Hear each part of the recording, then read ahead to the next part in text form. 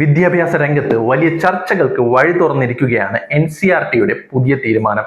8ാം ക്ലാസ്സിലെ social science പുസ്തകം വിപണിയിൽ നിന്നും സ്കൂളുകളിൽ നിന്നും പിൻവലിക്കാനാണ് NCERT ഇപ്പോൾ തീരുമാനിച്ചിരിക്കുന്നത്. ഇത് വെറുതെ പിൻവലിക്കുകയല്ല, സുപ്രീം കോടതിയുടെ കടുത്ത അതൃപ്തിയെ തുടർന്നാണ് ഈ പിൻവലിക്കൽ. എന്താണ് നമ്മുടെ നീതിന്യായ വ്യവസ്ഥയെ പ്രകോപിതരാക്കിയത്? എന്തായിരുന്നു ആ പുസ്തകത്തിൽ ഉണ്ടായിരുന്നത്? നമുക്കൊന്ന് വിശദമായി പരിശോധിച്ചു നോക്കാം.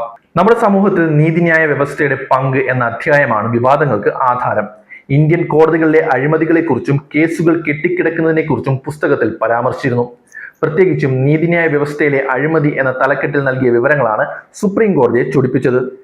കോടതികളിൽ കേസുകൾ തീരുമാനമാക്കാൻ വൈകുന്നതും ജഡ്ജിമാരുടെയും വക്കീലന്മാരുടെയും കുറവും ഇത് കാരണം സാധാരണക്കാർക്ക് നീതി ലഭിക്കാൻ വൈകുന്നതുമൊക്കെ ആ പുസ്തകത്തിൽ പറഞ്ഞിരുന്നു. 81,000 കേസുകൾ സുപ്രീം കോടതിയിൽ കെട്ടിക്കിടക്കുന്നുവെന്നും 60 ലക്ഷത്തോളം കേസുകൾ ഹൈക്കോടതികളിൽ കെട്ടിക്കിടക്കുന്നുവെന്നും ആ പുസ്തകത്തിൽ കണക്കുകൾ വച്ച് വ്യക്തമായി പറഞ്ഞിരുന്നു. ഈ വിഷയം ചീഫ് ജസ്റ്റിസ് സൂര്യകാന്ത് അധ്യക്ഷനായ ബെഞ്ചിന്റെ മുന്നിലെത്തിയപ്പോൾ രൂക്ഷമായ വിമർശനമാണ് ഉണ്ടായത്. നീതിന്യായ വ്യവസ്ഥയെ മനഃപൂർവ്വം അപകീർത്തിപ്പെടുത്താനുള്ള ഒരു ആസൂത്രിത നീക്കമായിട്ടാണ് കോടതി ഇതിനെ കണ്ടത്. നീതിന്യായ വ്യവസ്ഥയിൽ നിന്ന് രക്തം ഒഴുകുകയാണ്, ഇതിന് പിന്നിൽ പ്രവർത്തിച്ചവർ മറുപടി പറയേണ്ടി വരുമെന്ന് വരെ കോടതി നിരീക്ഷിച്ചു. മുതിർന്ന അഭിഭാഷകനായ കപിൽ സിബൽ അടക്കം ഈ പാഠം പഠിപ്പിക്കരുത് എന്ന് പറയുന്നു.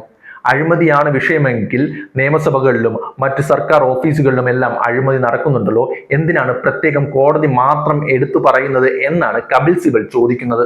കോടതിയുടെ കടുത്ത ഭാഷയുള്ള വിമർശനത്തിന് പിന്നാലെ NCERT മാപ്പ് പറഞ്ഞു. ഇത് മനഃപൂർവ്വം സംഭവിച്ചതല്ലെന്നും ഒരു അശ്രദ്ധ ആണെന്നുമാണ് അവരുടെ വിശദീകരണം.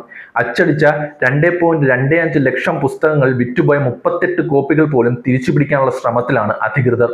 വിവാദമായ പാഠഭാഗങ്ങൾ പൂർണ്ണമായി മാറ്റി എഴുതി 2026-27 അധ്യയന വർഷത്തിൽ പുതിയ പുസ്തകം ഇറക്കുമെന്നും NCERT അറിയിച്ചിട്ടുണ്ട്.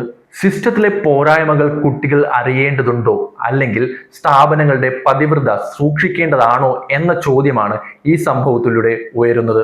എന്തായാലും വ്യക്തമായ അന്വേഷണത്തിന് സുപ്രീം കോടതി ഉത്തരവിട്ടിട്ടുണ്ട്.